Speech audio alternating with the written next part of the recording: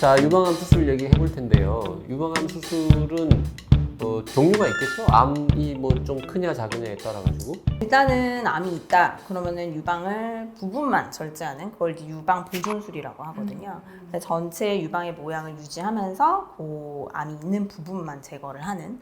대신에 이제 이런 경우는 반드시 방사선 치료를 해야 됩니다. 그러니까 옛날에는 암이 있으면 요만하든 크든 유방을 그냥 다 제거했어요.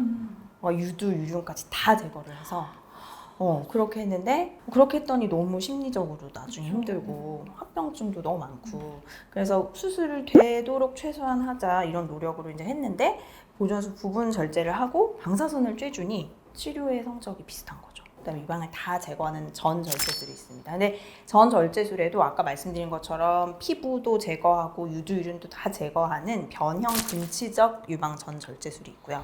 그런 경우는 이렇게 쉽게 생각하면 남자 가슴인데 유두, 유륜이 없는 가운데 큰 상처가 있는 이제 수술이 그렇게 되는 거죠. 피부도 제거한다고요? 피부도 일부 완전히? 같이 제거하고 유두, 유륜도 다 제거하고 그런데 이제는 요즘은 그런 수술 잘 하지 않습니다. 요즘은 이제 유두, 유륜도 다 남기고 그 아래쪽에 있는 유방 조직만 딱 드러내고 그럼 공간이 생기겠죠. 네. 그럼 거기다 보형물을 넣거나 아니면 나의 몸의 일부 뭐 많이 이용하는 건 이제 뱃살인데 네. 뱃살을 이용해서 거기에 재건을 같이 해주는. 재건을 같이 한다고요?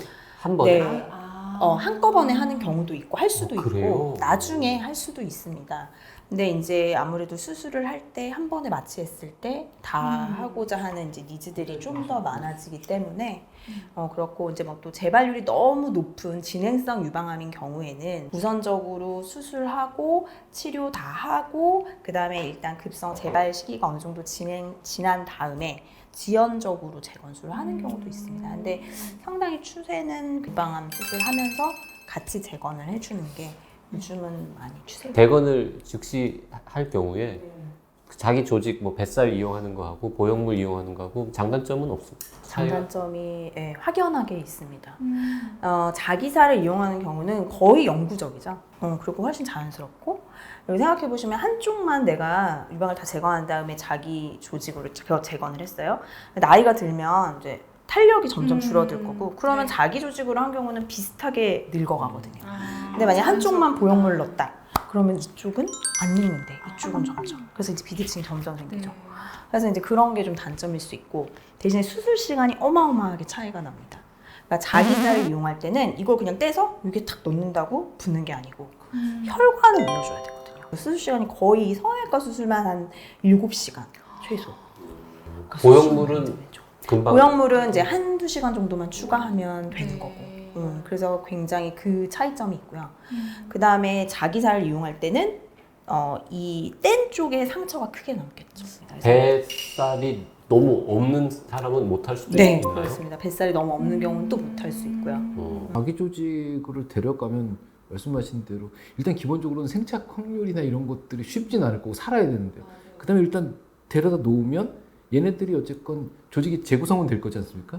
그 과정 중에도 분명히 흡수되거나 하면서 모양이 좀 바뀔 건데 나중에 옆집하고 비슷하게 만들어줘야 되니까 그 계산도 사실은 해야 돼서 보통 일은 아닐 것 같은데요, 정말. 네, 쉽지는 않지만 근데 잘만 되면 훨씬 더 만족도는 높은 것 같습니다. 두 가지 재건 방법에 네, 비용 차이는 없습니다. 비용 차이 거의 비슷합니다. 가슴이 좀 작으신 분도 있고 큰 분도 있겠죠. 그럼 큰 분은 이걸 넣으면서 이쪽을 좀 줄이고 맞춰줄 수도 있고 대칭을 맞춰줄 수도 있고 작은 분들은 오히려 유방을 약간 확대해서 두 개를 맞춰줄 수도 있고 대화 환자 중에 굉장히 마르고 가슴이 작은 분이 있었는데 그래서 보형물을 넣으면서 반대쪽을 또 더 작은 백을 넣어서 모양을 맞춰준 거죠. 그 만족도가 더 높아졌어요. 근데 이쪽은 재건이니까 예를 들어서 건강보험이나 이런 데 적용이 된다고 해도 네, 이쪽은 안 성형 아닐까요? 됩니다. 그죠? 그러니까 양쪽이 치료비가 다를 것 같은데. 그렇죠. 보험은 안 돼. 이쪽은 말 그대로 정말 한쪽은 보험이고 한쪽은 뭐 한쪽 비보험, 네. 비급여. 그 아까 이제 그 유방 재건술도 보험 된다고 하셨는데 옛날에는 안 돼가지고 되게 비싸서 못 했잖아요. 언제부터 보험이?